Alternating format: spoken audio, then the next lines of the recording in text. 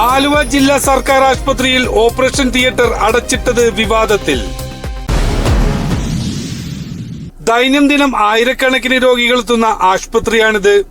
Operation തിയേറ്ററിലെ ജനറേറ്ററും വൈദ്യുതി വിതരണ ശൃംഖലയിലെ കേടുപാടുകളും പരിഹരിക്കുന്നതിനു വേണ്ടിയാണ് ഈ മാസം 24 വരെ അടച്ചിട്ടതെന്ന് ആശുപത്രി അധികൃതർ പറയുന്നത്. ശസ്ത്രക്രിയ മുടങ്ങിയതോടെ പ്രസവ കേസുകൾ വരെ പ്രതിസന്ധിയിലായിരിക്കുകയാണ്. നിരവധി ഗർഭിണികൾ ഈ ആശുപത്രിയിൽ പരിചരണത്തിലുണ്ട്. കൂടാതെ മറ്റു ഓപ്പറേഷനുകൾക്കു വേണ്ടി കാത്തുനിൽക്കുന്നവരും ധാരാളമുണ്ട്.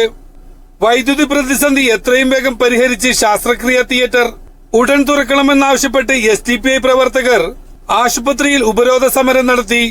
ആലുവ മണ്ഡലത്തിന്റെ നേതൃത്വത്തിൽ നമ്മൾ ആലുവ ഹോസ്പിറ്റലിൽ ഉപരോധിക്കാനാണ് നമ്മളിവിടെ എത്തിയത്.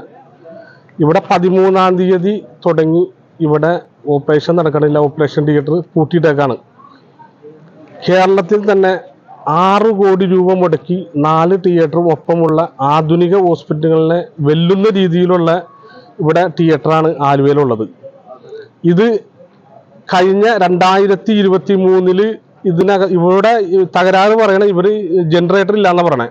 2023 ജില്ലാ പഞ്ചായത്തിന് ഇതിൽ 30 ലക്ഷം രൂപ മുടക്കി ജനറേറ്റർ മേടിക്കാൻ വേണ്ടി പൈസ വകയിരുത്തി മാറ്റി വെച്ചതാണ്.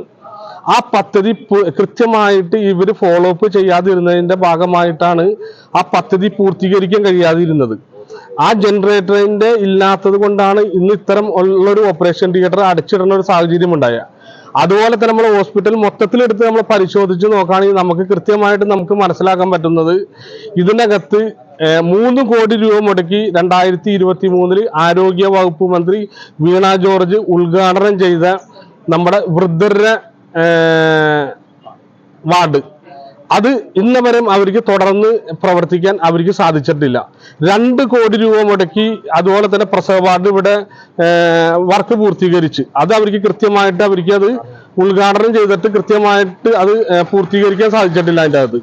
അതുപോലെ തന്നെ ആലുവ ഹോസ്പിറ്റലിന്റെ സ്ട്രെങ്ത് മൊത്തത്തിൽ 227 പേരെ ആലുവ ഹോസ്പിറ്റലിൽ കിടത്തി ചികിത്സിക്കാനായിട്ട് ഉള്ള സൗകര്യവും സ്റ്റാഫുകളും എല്ലാം ഉള്ളതാണ് ആലുവ ഹോസ്പിറ്റൽ. ഇവിടെ ഇപ്പൊ ആളുകളെ കിടത്തി ഇവിടെ ചികിത്സിക്കുന്ന 40 പേരോ 60 പേരിൽ കൂടുതൽ ഒരാളെ വരെയും ഇവിടെ അഡ്മിറ്റ് ചെയ്യാനോ കിടത്തി ചികിത്സിക്കാനോ ഇവർ തയ്യാറാവുന്നില്ല.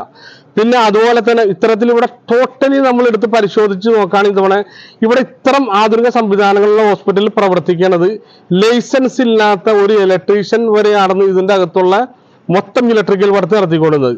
അപ്പൊ അതുമായി ബന്ധപ്പെട്ട് ഇവിടെ ആക്ഷേപങ്ങൾ വന്ന് വിവരാവകാശങ്ങൾ വന്ന് അതിന്റെ അടിസ്ഥാനത്തിൽ ഇപ്പൊ അവര് ആളെ മാറ്റി വേറെ ആളെ കണ്ട് ലൈസൻസ് ഉള്ള ആളുകളെ ഇപ്പൊ കണ്ടെത്തിയിട്ടുണ്ട്.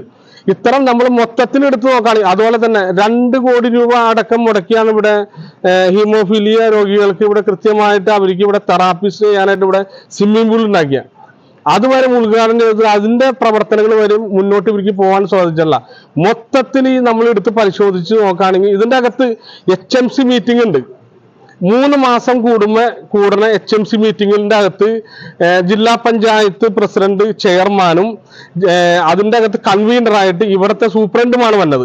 പിന്നെ വിവിധ രാഷ്ട്രീയ പാർട്ടിയുടെ നേതൃത്വങ്ങൾ അതുപോലെ തന്നെ നമ്മുടെ ആലുവ മുനിസിപ്പാലിറ്റിയുടെ ചെയർമാൻ അടക്കം വരുന്ന ആളുകൾ അതിന്റെ അകത്ത് HMC മീറ്റിംഗിന്റെ അകത്തുള്ളതാണ്. ഇത് കൃത്യമായിട്ട് ഹോസ്പിറ്റലിന്റെ മീറ്റിംഗ് കൂടി കൃത്യമായിട്ട് ഹോസ്പിറ്റലിന്റെ അകത്ത് വന്ന വീഴ്ചകളെ കുറിച്ച് പരിശോധിക്കുവാനോ ഇതിന്റെ അകത്ത് നവീകരണം നടത്തേണ്ട കാര്യങ്ങളെ കുറിച്ച് ചർച്ച ചെയ്യുവാനോ ഇവിടെയുള്ള കുറവുകൾ നികത്തുവാനോ ഒന്നും ഇവർ മീറ്റിംഗ് കൂടി അല്ലെങ്കിൽ ഇതുമായി ബന്ധപ്പെട്ടുള്ള ഒരു ഒരുക്ക പരിപാടികളും ഇവർ ചെയ്യുന്നില്ല. ഇതിൽ ജില്ലാ പഞ്ചായത്തിന് ഒരുപാട് കുറവുകളുണ്ട്. അതുപോലെ തന്നെ നമ്മൾ ആലുവ മുനിസിപ്പാലിറ്റിയുടെ ചെയർമാൻ ജോണടക്കം MO ജോണടക്കം ഇതിന്റെ അകത്ത് ഒരു കാര്യങ്ങളും ശ്രദ്ധിക്കണില്ല. ഇതിന്റെ അകത്ത് ആലുവ MLA അടക്കം നമ്മുടെ ആലുവ ഹോസ്പിറ്റലിന്റെ പ്രവർത്തനത്തെ കുറിച്ച് കാര്യക്ഷമമായിട്ട് വിലയിരുത്തണില്ല. ഇത്തരം അധികാരികളുടെ വീഴ്ചകളാണ് ഇത്തരം ഉദ്യോഗസ്ഥന്മാർക്ക് ഇവിടെ ഇത്തരം വളം വെച്ചു കൊടുക്കുന്നത്. അപ്പൊ ഇത് കൃത്യമായിട്ട് നമ്മൾ ഇവിടെ വന്ന് നമ്മൾ ഉപരോധിക്കാൻ നമ്മൾ വന്നത്. ഇന്ന് നമ്മൾ ഇവിടെ വന്നിപ്പോ നടത്തിയ ചർച്ചകൾക്കകം 22-ാം തീയതിക്ക് ഇവിടുത്തെ എല്ലാ വർക്കുകളും പൂർത്തീകരിച്ച് ഇവിടെ ഓപ്പറേഷൻ തിയേറ്റർ ഇവിടെ തുറക്കുമെന്ന് ഇവർ പറയണേ. അതിനപ്പുറത്തേക്ക് ഒരു ദിവസത്തേക്ക് പോയി കഴിഞ്ഞാൽ കൃത്യമായിട്ട് സോഷ്യൽ ഡെമോക്രാറ്റിക് പാർട്ടി ഓഫ് ഇന്ത്യയുടെ ആലുവയിലെ ഫുൾ സ്ട്രെങ്ത് ഉപയോഗിച്ച് ഓരോ ഉദ്യോഗസ്ഥന്മാരെയും ഇതിന്റെ അകത്ത് ഞങ്ങൾ പുറത്തേക്ക് വിടൂലാന്ന് പറഞ്ഞുകൊണ്ട് ഞാൻ വാക്കുകൾ ചുരുക്കുന്നു. 21-ാം തീയതിക്ക് മുമ്പ് പുനരാരംഭിക്കുമെന്നും അസിസ്റ്റന്റ് സൂപ്രണ്ടിന്റെ നൽകിയ ഉറപ്പിന്റെ അടിസ്ഥാനത്തിൽ ഉപരോധം അവസാനിപ്പിച്ചു.